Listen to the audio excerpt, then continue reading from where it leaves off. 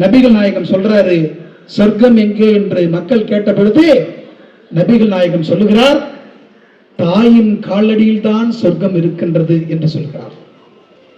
சொர்க்கம் எங்கே இருக்கிறது? தாயின் காலடியில் இருக்கிறது என்று நபிகள் நாயகம் சொல்லுகிறார். இன்னொன்று தெரியுமா? நபிகள் நாயகத்துக்கு எழுத படிக்க தெரியாது மாணவர்களே, எழுதவும் படிக்கவும் தெரியாது நபிகள் நாயகத்திற்கு.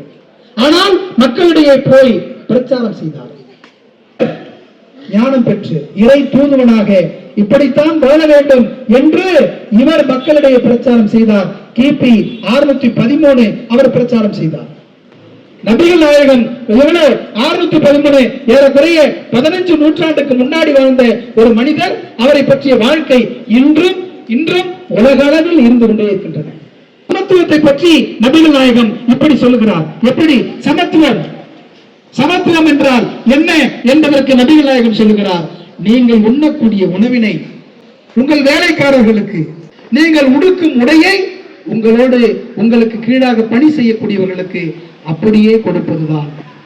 பழமையாக அல்ல, புதியதாக நீங்கள் எப்படி உணவு உண்ணுகிறீர்களோ அதே உணவை, நீங்கள் எப்படி உடையை உடுத்துகிறீர்களோ அதே போன்ற உடையை நீங்கள் மற்றவர்களுக்கு, மற்ற பணியாளர்களுக்கு கொடுப்பதுதான் சமத்துவம் என்று சொல்லியிருக்கிறார் நபிகள் நாயகம்.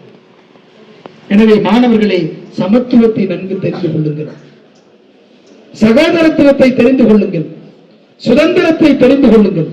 சுதந்திரம், சமத்துவம், சகோதரத்துவம், இதுதான் உலக வாழ்க்கையினுடைய தத்துவமாக இருக்கிறது.